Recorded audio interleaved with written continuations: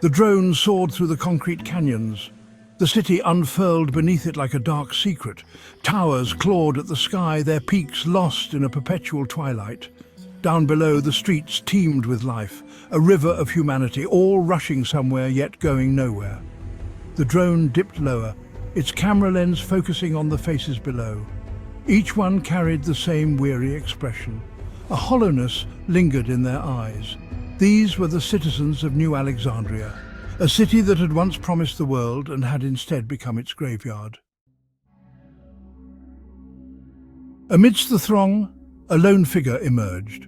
Eric, a man in his late 30s, navigated the crowded street with a practiced ease. His trench coat, a rare splash of colour in this monochrome world, billowed behind him like a phantom. His face, etched with the weariness of the city, held a flicker of something else. Determination? Or maybe just desperation. They promised us a better tomorrow. Eric's voice, a low murmur, filled the air. A future free from disease, from poverty, from fear. They lied. His words were lost in the cacophony of the city, swallowed by the drone of countless flying vehicles and the murmur of a million conversations.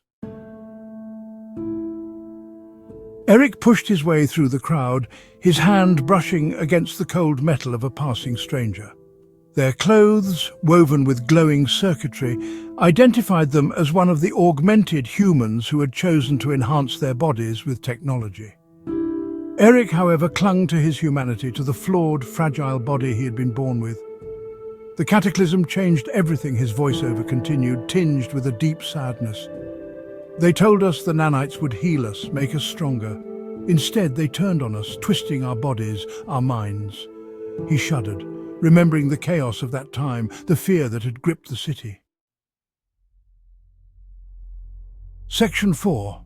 A glimmer of hope. He reached into his pocket, his fingers closing around a small, smooth object, a data chip, containing the last remnants of the world before the cataclysm. A world of laughter, of love, of hope. He had to find a way to share it, to remind people of what they had lost, of what they could still reclaim. Suddenly, a burst of static crackled through the drone's feed.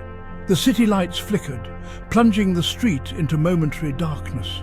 Screams erupted from the crowd as people stumbled and shoved, their fear palpable.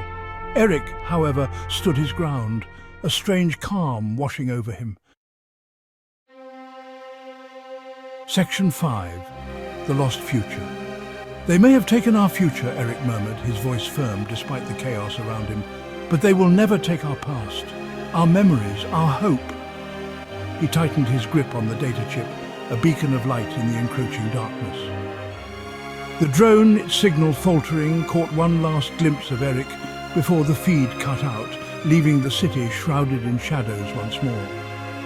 The lost future, it seemed, was not lost after all. It lived on in the heart of one man, a flicker of defiance in a city consumed by darkness.